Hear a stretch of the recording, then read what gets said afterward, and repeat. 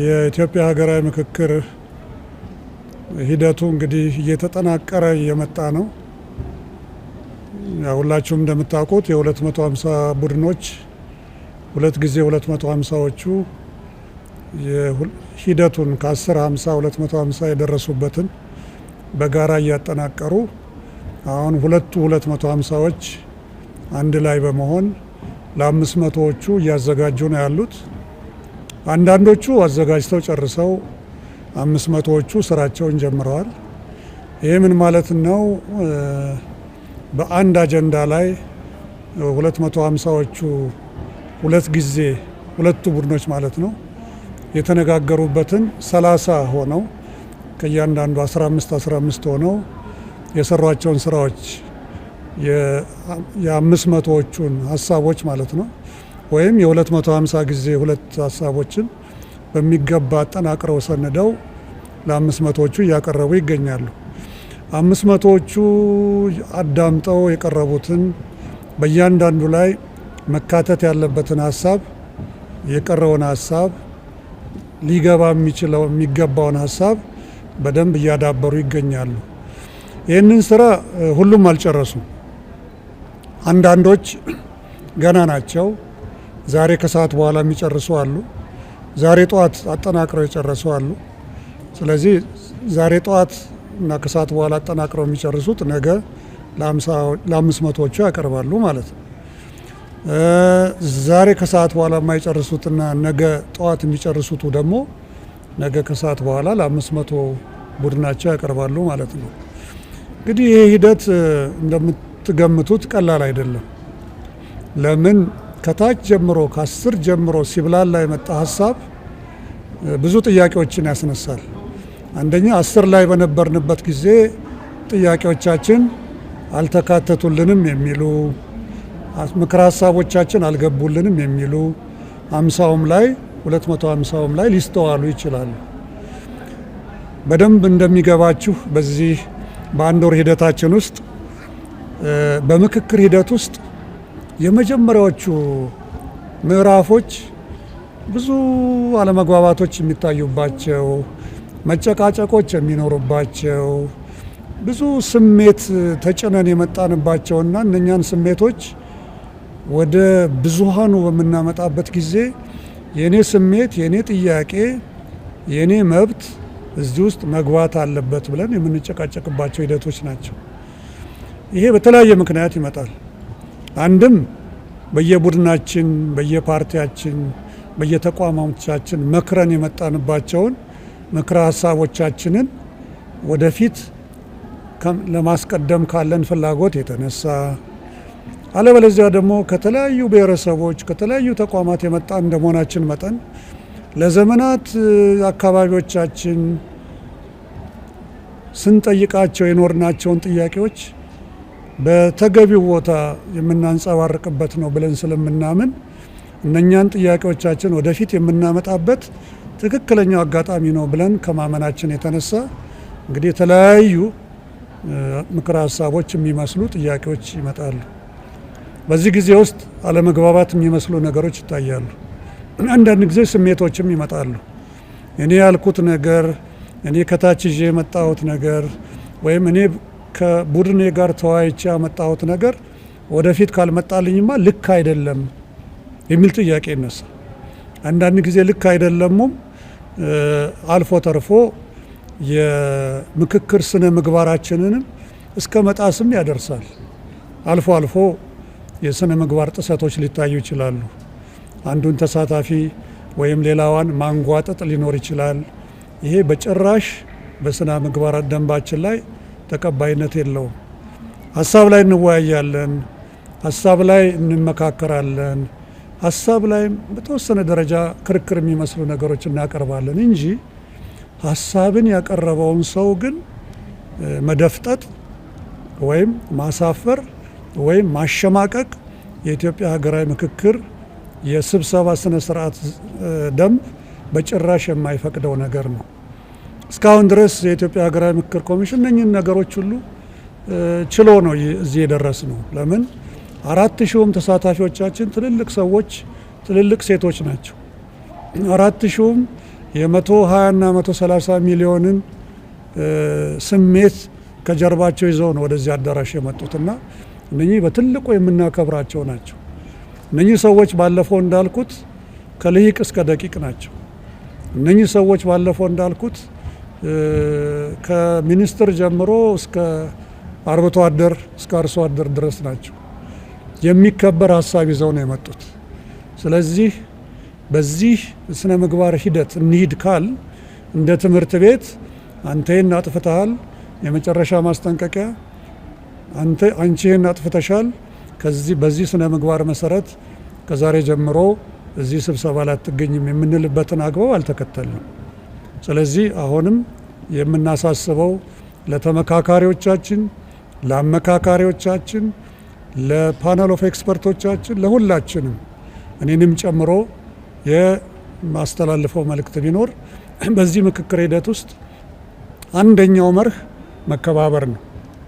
ሁለተኛው መነጋገር፣ መደማመጥና ወደ መሀል መምጣት ነው። ሶስተኛው ትልቁ ነገር ልናሰምርበት የሚገባው ነገር ቢኖር በየመንደራችን በየአካባቢያችን ይዘን የመጣነውን ጥያቄ እዚህ መልሰን ልንሄድ አይደለም። እዚህ የመጣ ነው ሀገራችንን ኢትዮጵያን ማዕከል አድርገን መሆን አለበት። ይሄ በትክክል ሊሰመርበት ይገባል። ሌላው ልናገር የምፈልገው ነገር ቢኖር እዚህ በአሁኑ ሰዓት ውሳኔዎች እየወሰን አይደለም። እስካሁን ድረስ አንድም ውሳኔ በአንድም አጀንዳ ላይ አልተሰጠም። ምናልባትም ወደፊትም አይሰጥም። ውሳኔ የሚሰጠው ምንድን ነው? ምክረ ሀሳብ ነው።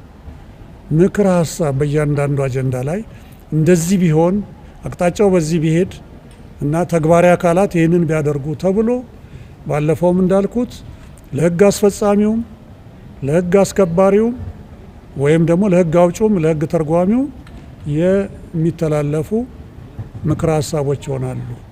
ለፖለቲካ ፓርቲዎች የሚሰጡ ምክረ ሀሳቦች ይኖሩናል።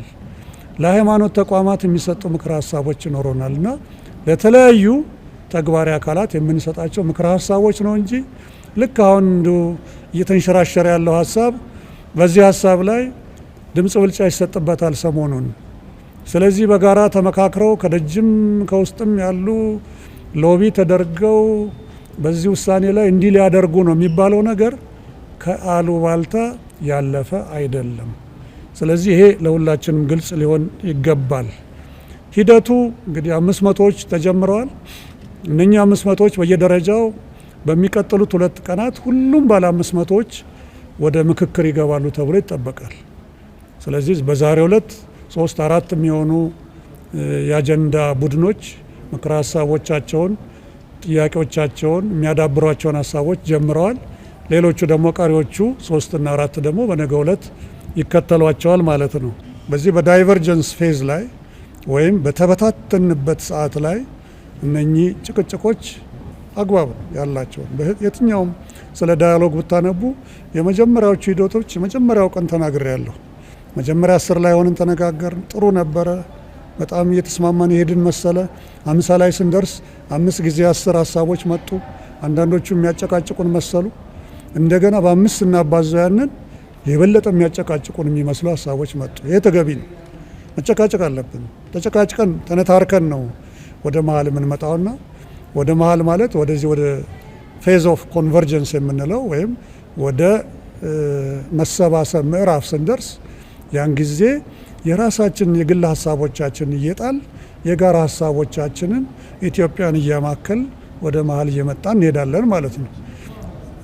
እንደውም እስካሁን ድረስ አንዳንድ የሚገርሙ ሀሳቦች ቀደም ብለው ወደ መሀል እየመጡ ነው። በሚገርም ሁኔታ ቀደም ብለው እንደው በጣም ያጨቃጭቁናል ብለን የምንፈራቸው የነበሩ ሀሳቦች ሁላቸውም ህዝቦቻችን ይሄማ የኛ ነው፣ ይሄማ አንድ የሚያደርገን ነው፣ ይሄማ የጋራ የሚያደርገን ነው እያሉ የመጡባቸው ወደፊት በሂደት የምታውቋቸው ቀደም ብለው ገና በጠዋቱ ወደ መሀል የመጡ አጀንዳዎችና የአጀንዳ ጥያቄዎች አሉ።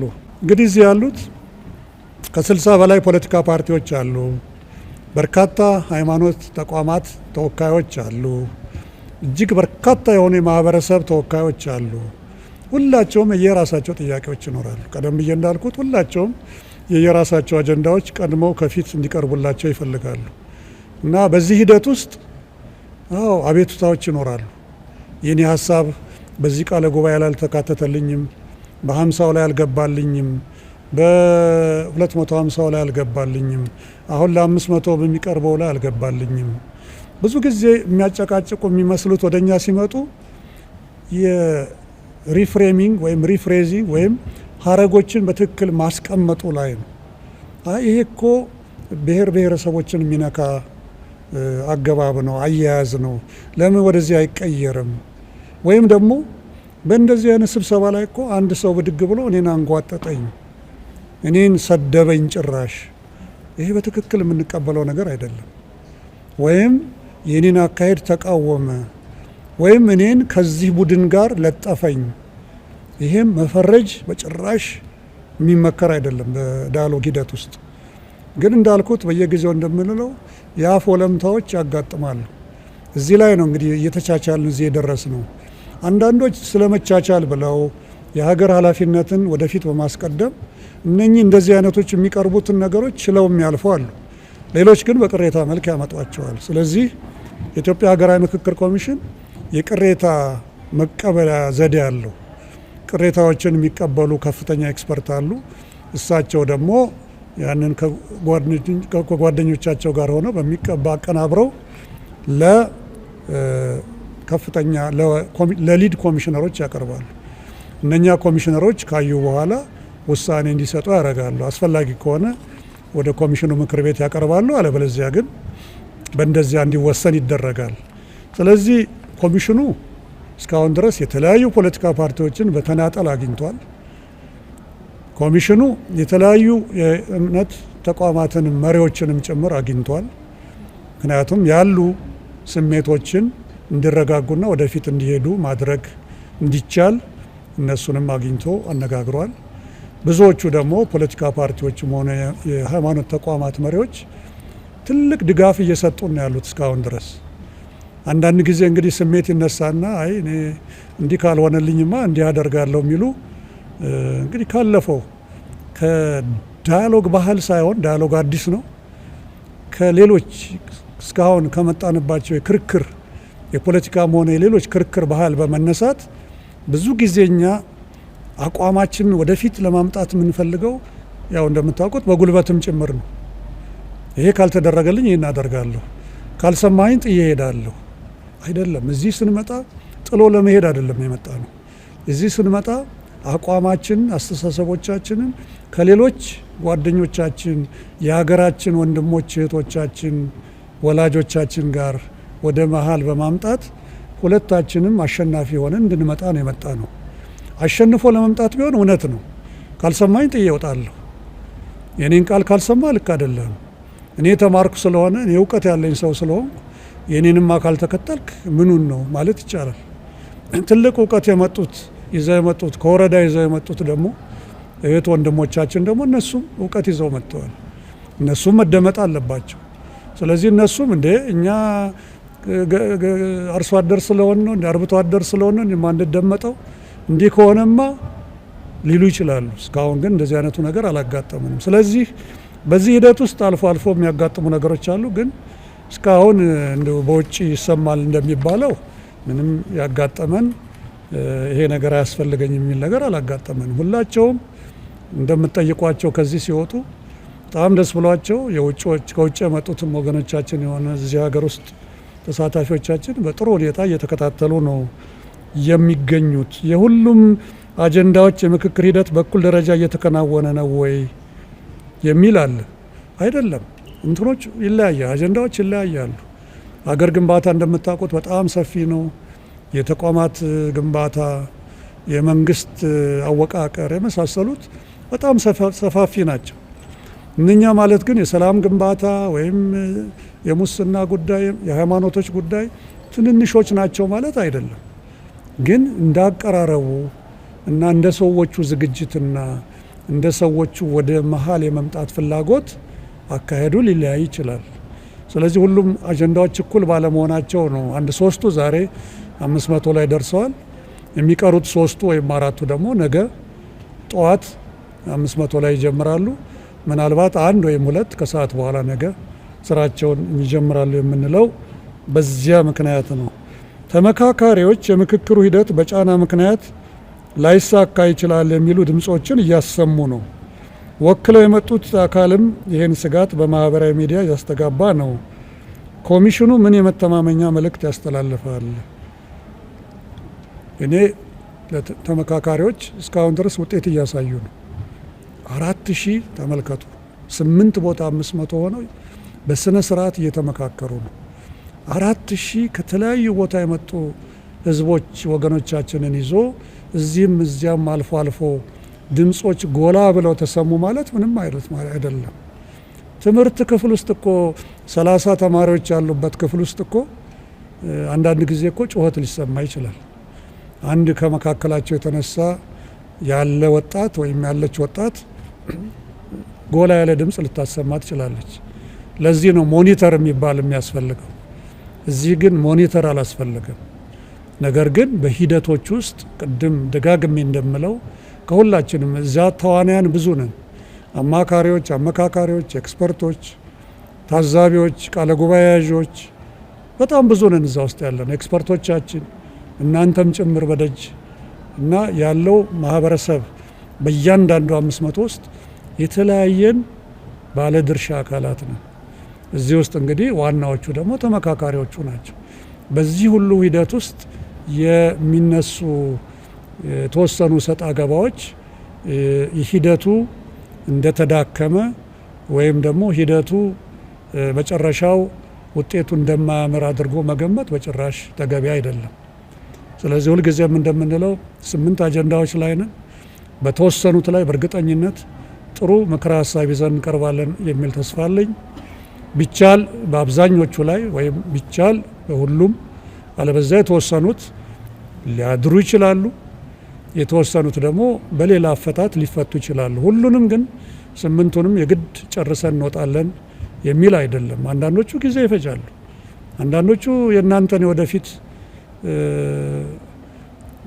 ተዋጽኦ ይፈልጋሉ። ምናልባት ወደ ትውልድም ሊሻገሩ የሚችሉ ጥያቄዎች ሊኖሩ ይችላሉ። ይሄ በዳያሎግ ውስጥ ያለ ነገር ነው። ስለዚህ ሁልጊዜ እንደምለው ዳያሎግ ይጀመራል እንጂ እንደዚህ በማግስቱ የሚያልቅ ነገር አይደለም። ባለፈው ምሳሌ ስለሰጠዋችሁ ወደዚያ አልሄድም። ስለዚህ ኮሚሽኑ መተማመኛ መልእክቱ ጥሩ ጀምረናል፣ በእግዚአብሔር ፈቃድ ጥሩ እየሄድን ነው። 1 ወር ፈጅተናል እና እንደ እግዚአብሔር ፈቃድ እንግዲህ በቀጣዮቹ 1 እና 2 ሳምንት ውስጥ ስራዎቻችንን እናገባድዳለን የሚል ተስፋ አለኝ። የምናገባድደው ከ4000ዎቹ ጋር ነው። ከዚያ በኋላ ደግሞ ትልቅ ስራ አለ። እነኚህን የመጡትን 4000 ሀሳቦች በሚገባ አጠናቅሮ ለተግባሪው አካል መላክና ከዚያ በኋላ ደግሞ ምንድነው መተግበር አለመተግበራቸውን በየደረጃው እየተከታተሉ ለህዝቦቻችን ይህን ያህል ለደከሙት ህዝቦቻችን ማሳወቅ ይሆናል። ምናልባት ከ2-3 ቀን በኋላ ደግሞ ስንገናኝ ብዙ ገፍተን ብዙ ደስ የሚሉ ምክረ ሀሳቦች ላይ ደርሰን ለእናንተም ለማብሰር እንችል ይሆናል ብዬ ተስፋ አረጋለሁ።